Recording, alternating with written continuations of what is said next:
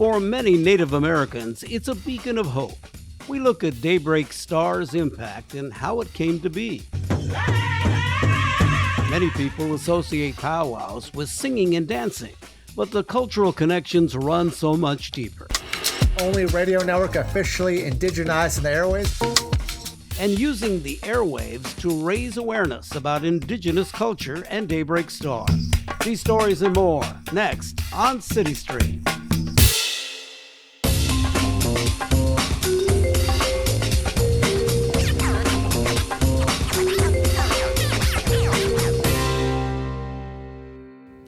I'm Enrique Cerna. Welcome to a special edition of CityStream from the Daybreak Star Indian Cultural Center.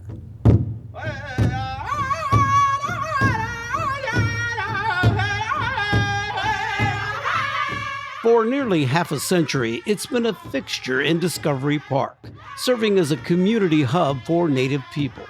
The effort to create it began in early 1970.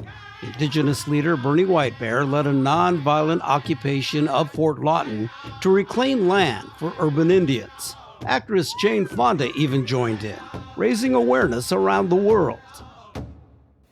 It's that backstory that adds to the fascination surrounding the Daybreak Star Indian Cultural Center, an organization that offers so much to so many.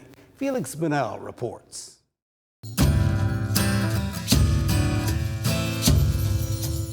Well, for a lot of Native Americans, it's a beacon of hope. When a lot of Native Americans came here, even like I said, in the early 50s, there was a lot of needs that were very much needed, but they just didn't know where to look. This beacon of hope is Daybreak Star Cultural Center. Its soaring design and construction from natural Northwest materials make it stand out, yet fit in among the evergreens at Seattle's Discovery Park. Mike Tooley is Executive Director of United Indians of All Tribes Foundation, the group created by Indigenous activist Bernie Whitebear more than 50 years ago.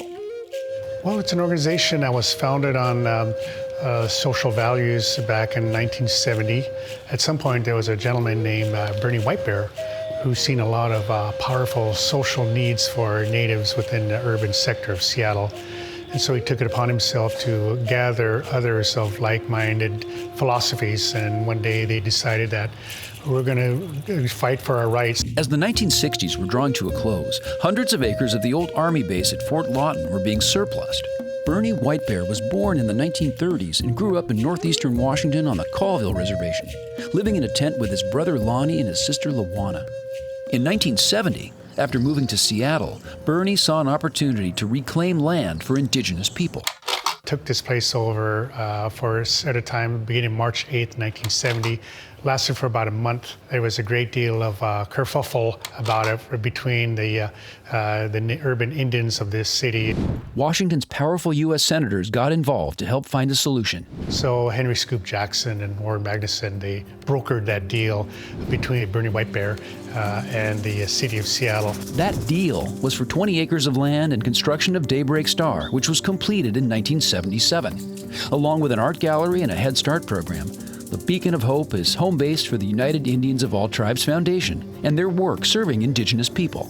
We try to find these folks, find out what is that need, how can we help you? We have 12 different programs that we can deploy and see if we can make something happen. Depending on specific needs, program staff connect people with support such as nutrition for elders, foster care, homelessness prevention, and other resources from within and from other organizations. Bear Room, this is Nick. Do you copy? Bear Room, this is Nick. We're pretty much strongly outfitted to provide these kind of services towards their needs. Though Bernie Whitebear passed away in 2000, his legacy at Daybreak Star clearly lives on. Well, he was very highly intelligent, very charming. He could really bring a smile to your face. He just knew how to really engage with folks. He just had a very powerful personality that influenced a lot of people in a great way. I was fortunate because I also had an older brother and sister that contributed a great deal to my childhood. A lot of people contributed to the house that Bernie built. Bernie's big brother is artist Lonnie Reyes. One of his most famous works, Blue Jay, is on display at Daybreak Star. I think he would be very proud that he was able to do that, create this this place, you know. And it's still standing after all these years. To his brother, Bernie was family, just a regular guy. So we never really thought of him as anything special. He's just an ordinary guy. But when you realize how many lives he touched, this all made us realize that after he was gone, that he did important things for his people. More than 50 years after Bernie Whitebear led the effort to create Daybreak Star, it's a good bet that the house that Bernie built will always be a beacon of hope.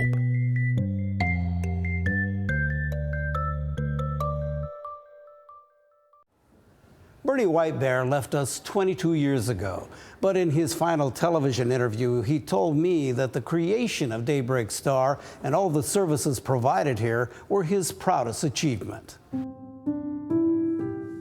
Sadly, we have some somber news to share.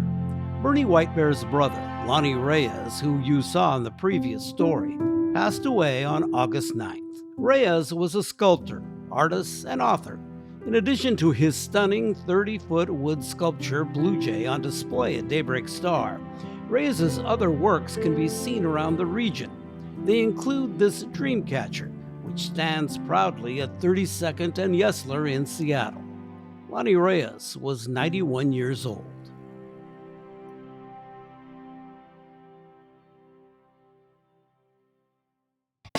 Just ahead on CityStream, many are familiar with the singing and dancing, but powwows are so much more. Their connection to culture next.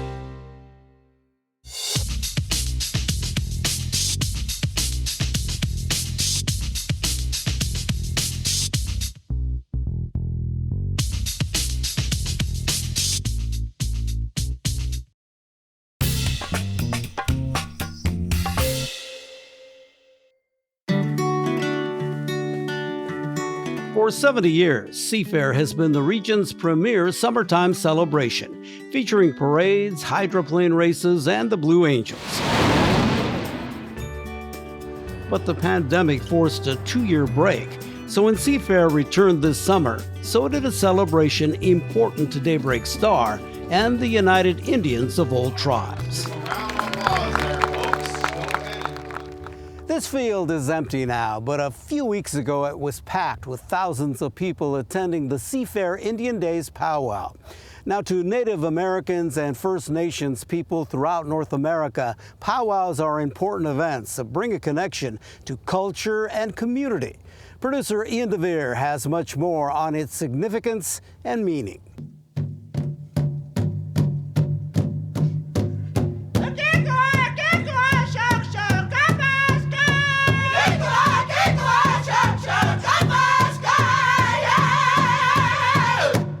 A powwow is really just somewhere where you can really be social and learn about the culture. It's a big circle of events going on. You could walk around and, be entertained all day and learn something new. I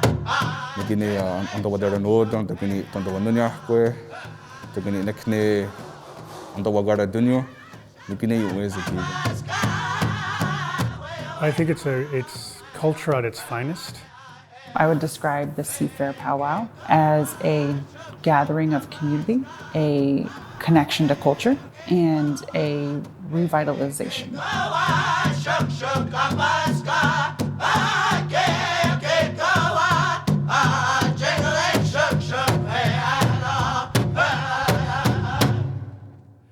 Powwows actually started about 1879.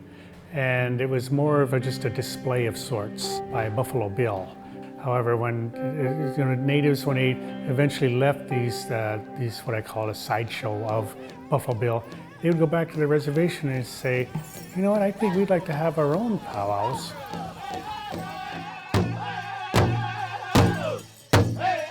So each tribe has their own cultural way of providing powwows. Some of them will do it for honoring of veterans, some of them will do it for even honoring of Washington's birthday, if you can believe that. Us, we're doing it as part of the Seafair celebration. This powwow started, a real small one from Bernie. It was actually informally started by Bernie Whitebear in the downtown area in the International District. And by the late 80s, and they were able to actually put a full-fledged powwow on. We're not just one tribe, we're many tribes. So we try to represent as many tribes as we can and engage them and have them included as a family.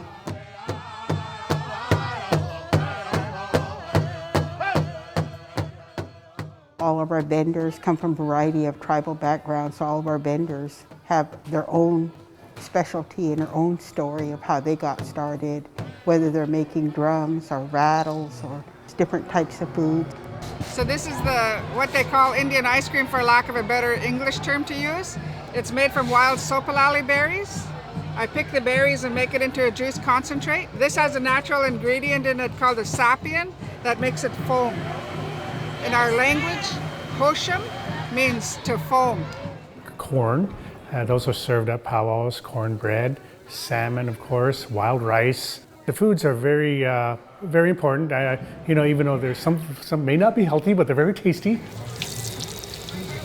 Then I'm hard. The most good getting a powwow, getting Indian tacos. Then I'm going to have taco. Got the gun. What gave us tiga? The no joke doing ways and now get.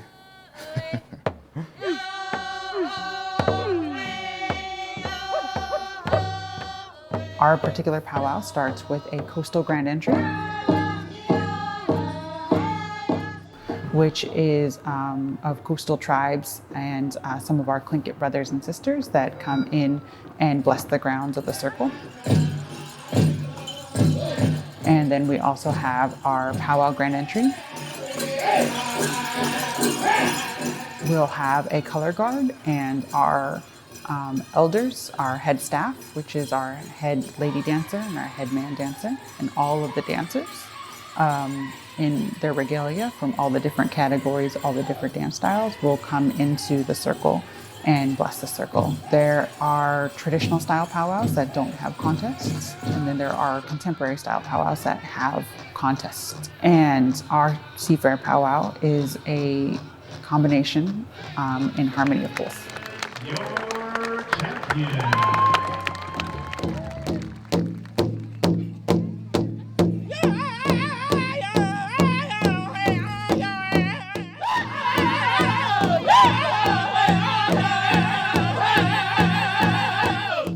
There's all kinds of dances. Again, there's jingle dress. There's crow hop. There's what's called high step. There's fancy dance. And women's northern traditional, where they had the beaded long buckskin fringe, but up here they have the shorter buckskin fringe. There's a lot of pieces that are passed down from grandparents, parents to children and grandchildren. And some of those pieces have been in the family for more generations than you can probably count. And each dance style has its own type of medicine. I'm a jingle dress dancer, and so that's one of the healing dances.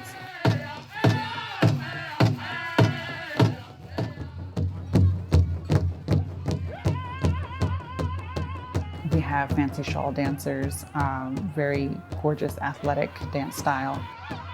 They mainly focus on how graceful you are with your shawl and your footwork and how strong your legs are and how you can keep up to the beat, your feet can keep up to the beat. We wouldn't be able to have a powwow without the drummers, without the heartbeat, without that soul being there.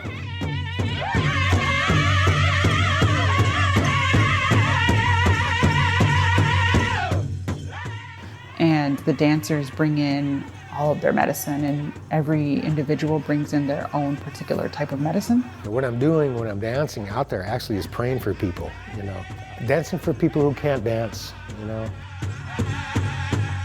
The people that come to watch and enjoy and that need healing, maybe they're dealing with some hardship at home. They come here and they watch you, and then they take it home with them, and it brings them good feelings too.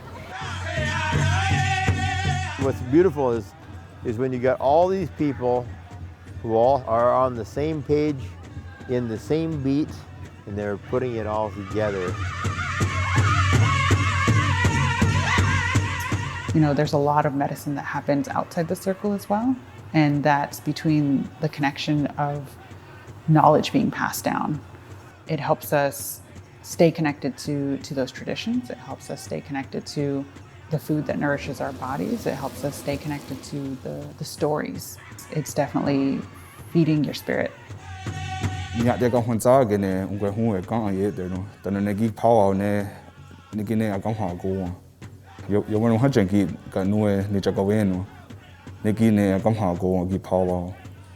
gives me that pride, you know, that I'm so resilient, that I made it, you know. If it wasn't for my grandparents and people that fought for these rights for us to have these events, it gives me real good feeling in my heart.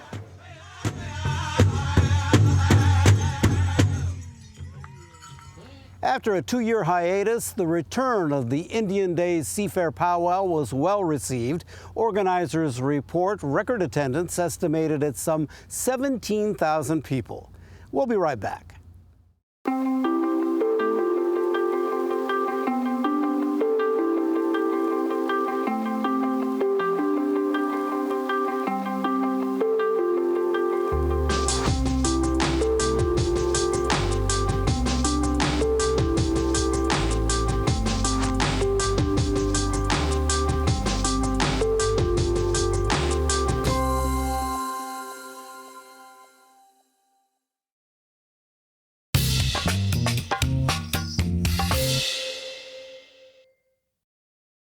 Welcome back to CityStream from the Daybreak Star Indian Cultural Center, and I'm joined now by Wilson Kelly. He is a human resources recruiter here. Thanks for joining us. We appreciate it.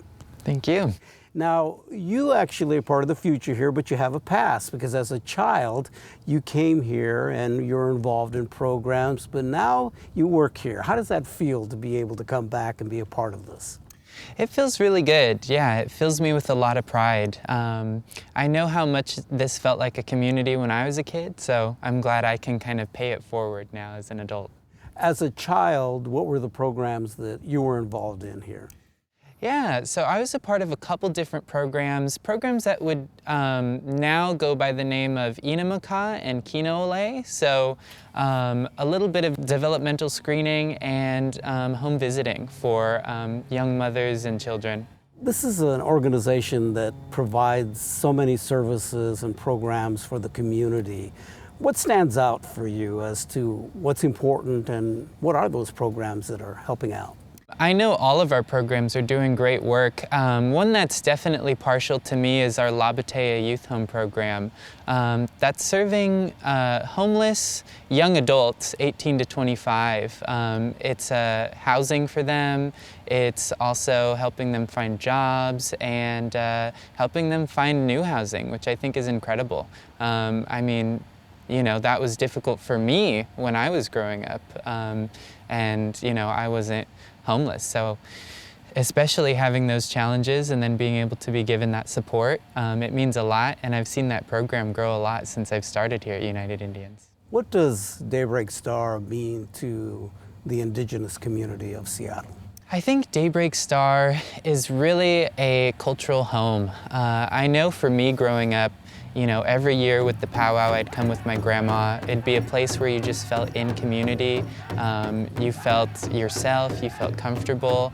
And I just remember every large event, whether it was a wedding or a service or a school program, you know, we'd all come here and it just felt like home. Oh, by the way, speaking of weddings, you guys do events here, and weddings are part of that. So I would imagine that that must be a great opportunity to show people what Daybreak Star is all about. Yeah, it certainly is. I mean, you know, it's a gorgeous facility right off the water, right off Puget Sound. And I really enjoy what our team has been able to do as far as hosting events. I've seen it grow a lot, and just this past weekend I was here for an event, and seeing our facilities team work together and just, you know, be on the ball, it was really fun to see. In the future, what's your hope for Daybreak Star?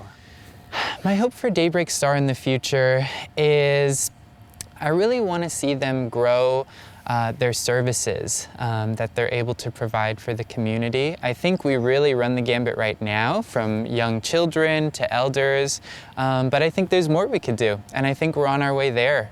We're stabilizing quite a bit, and I'd like to see where we're able to go with that. Wilson Kelly, thank you so much. Thank you. Next on CityStream, raising awareness of Daybreak Star by tapping the airwaves. We'll explain next.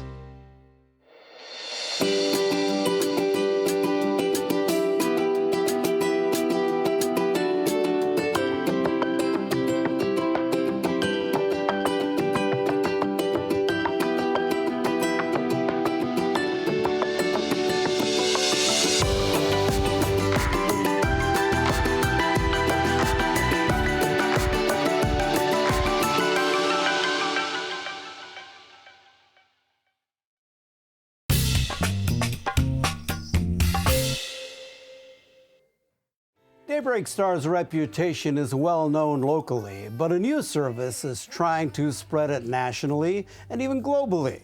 We're talking about Daybreak Star Radio. Now, whether it's hip hop, rock and roll, traditional Native music, or spoken word and poetry, this new radio station is helping Indigenous, Native American, and First Nations people connect to their heritage. Producer Randy Ng shares Daybreak Star Radio's plans to indigenize the airwaves. You're listening to the Daybreak Star Radio Network, only radio network officially indigenized in the airways. Literally, the voices and the representation of Native people in the music industry is not there. That's why we did this, is to get the immense talent that the Native community has out to the public and out to one another. It's an opportunity to introduce a Native radio network to our people. There are lots of Native stations. There's Native stations from Canada to Chile. Like there's lots of them, but they're local and they're often only on the res. And sometimes they're not very clear even when you're on the res. Indigenize in the airways. That's what we're doing. We're here to lend our voice in a respectful way to all of the communities, to all of the lands, to all of our listeners across the globe. We're not focused on a Seattle audience. We're not focused on just, Washington State. We're national, we're international. We wanted to have more of a way to connect with one another. So social media and internet radio is kind of the way to go. Please introduce yourselves and state your tribal affiliation. My name is Young Tribes. I'm from the Snotty Nose Res Kids, People of the Snow. That's Northwest BC, Canada. Brenda Tencio, I go by G Precious. My tribal affiliation is Okeowinge, formerly San Juan Pueblo, Village of the Strong, here in New Mexico. We're a Yaqui, part Yaqui Mexican, Yeah. Shakindustu Khatosak, Kagwantana Yat, Kluknahadi, the Hatsiti, Kagwantan Dutch Hunk, Cook Hit Ayat, Sheet Kakwandak Nahatsiti. My names are Ed Littlefield and Shakindustu. Born and raised in Sitka, Alaska. Gayai haktu asok dakhtentana kat kakita kaktu kandu ayahutsiti. Ushketanyari achat a ishitihini do asok. Slinkitawe aslagi Filipino achat konalchish ho ho. My name is Gene Tagabam. My Slinket name is Gael. I'm of the Duckdanton clan, Raven Freshwater Sockeye clan from Hoona. East Alaska, child of a Wishkatan, Eagle Shark clan from Juan and Juneau. I'm Cherokee, Tlingit, and Filipino. Being able to have this amazing wealth of art from all Indigenous peoples, from every tribe we can get music from all the people, and have other Indigenous people hear it. There's a connection. There's a connection we all have. There's a connection to the land and from what we come from. There's a connection to the sky and the stars. And we all have that as parts of our culture. It's all in our stories. And to be able to have that thread continue, it just makes us all stronger. All these people, maybe not from my same tribe, but from the same similar background, I'm like, this is awesome. I felt inspired. I felt happy. I felt home. Remember who you are. Remember where we come from, and we're able to change this world and our music. You know, I love the fact that my music's being played all the way across, you know, on the other side. And that's amazing to me. Daybreak Star Radio Network, right on.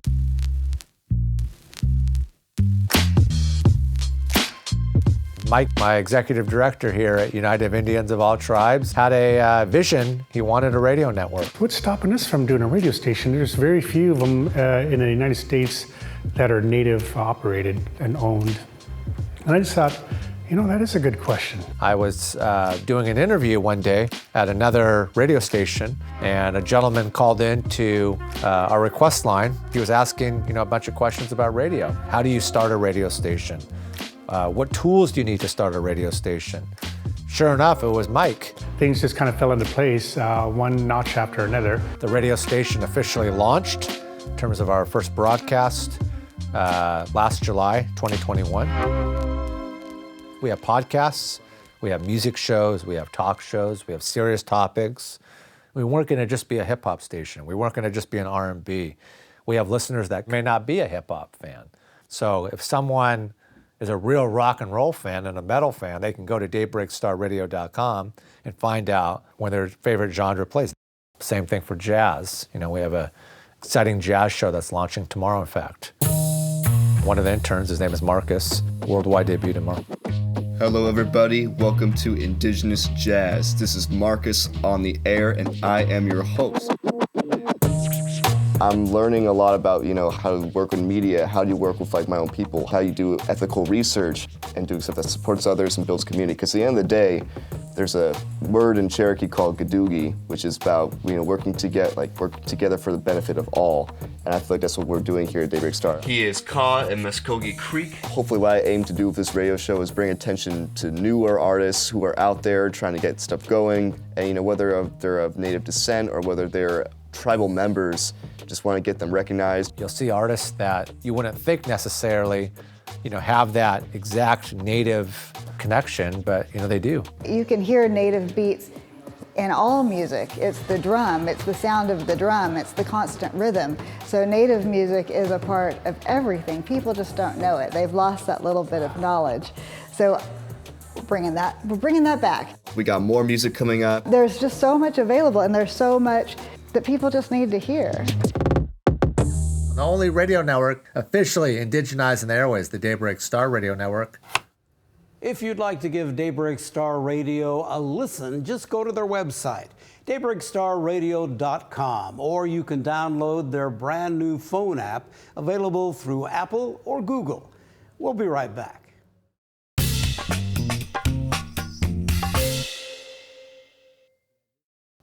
That wraps up this episode of CityStream from the Daybreak Star Indian Cultural Center. If you'd like to learn more about their many programs and services, visit their website, unitedindians.org. I'm Enrique Cerna. Thank you for watching.